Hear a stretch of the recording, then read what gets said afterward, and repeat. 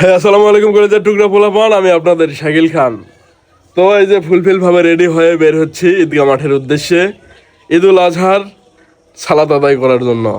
দরজা থেকে বের হয়ে দেখি আমার বাসার সামনে ছোট বড় অনেকেই দাঁড়ায় আছে সালামি নেওয়ার জন্য।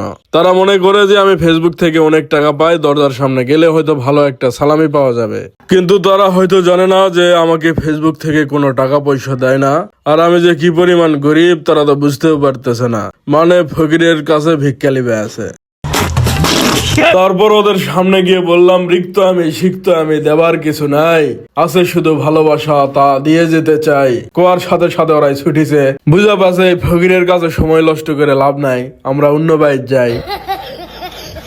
এরকম তাও যে কোনো কিছু কয়ে বুঝানো, কিন্তু এই আপদ যাতে না যাতে আরেক বিপদ হাজির। মানে বড়গুলা চলে আসে যে আমার বড় ছেলে বিয়ের সাথে দিছি, তারপরে যে টাকালি ভাই এই যে হাতটা তাতে দেখো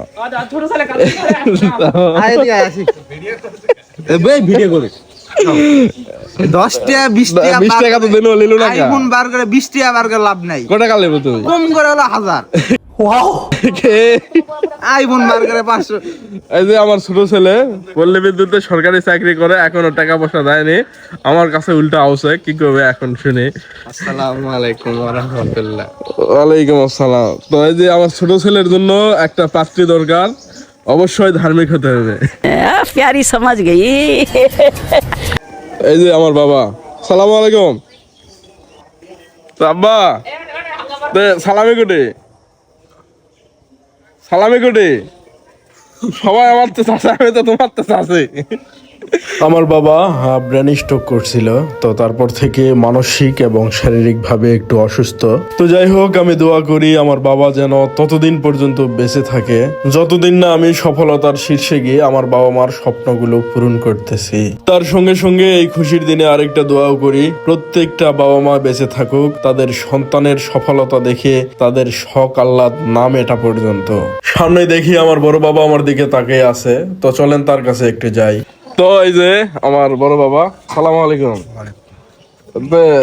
সালামি কুটে, সালামি কিন্তু আমাকে কেউ দিচ্ছে না। সবাই যাচ্ছে ঈদের মাঠে যাচ্ছি, আমাকে কেউ সালামি দিল না। তো বাবা, চাচা, চাচাতো ভাই, ভাতিজা সবাইকে নিয়ে কয়েকটা ছবি উঠালাম, তারপর রওনা দিলাম নামাজের উদ্দেশ্যে। তো অবশেষে হাঁটতে হাঁটতে পৌঁছে গেলাম ঈদগাহ ময়দানে। যেহেতু বাসা থেকে একটু দূরে, এই জন্য একটু সময় লাগলো। তারপর কিছু ছোট ভাইয়ের সঙ্গে দেখা হলো, তাদের সাথে হাত মিলাই তাড়াতাড়ি করে গিয়ে বসে পড়লাম, কারণ এত নাটক করতে করতে প্রায় নামাজের সময় হয়ে গেছিল, এই জন্য আর দেরি করলাম না, বসে গেলাম। তো আজকের ভিডিও এই পর্যন্তই। যদি ভিডিও ভালো লাগে অবশ্যই লাইক, কমেন্ট, শেয়ার দিয়ে পাশে থাকবেন। পরিবারের সকলকে নিয়ে ভালোভাবে ঈদ উদযাপন করেন, এই দোয়া করি। শুভকামনা সবার জন্য। ঈদ মোবারক, ভালোবাসা অবিরাম। আল্লাহ হাফেজ।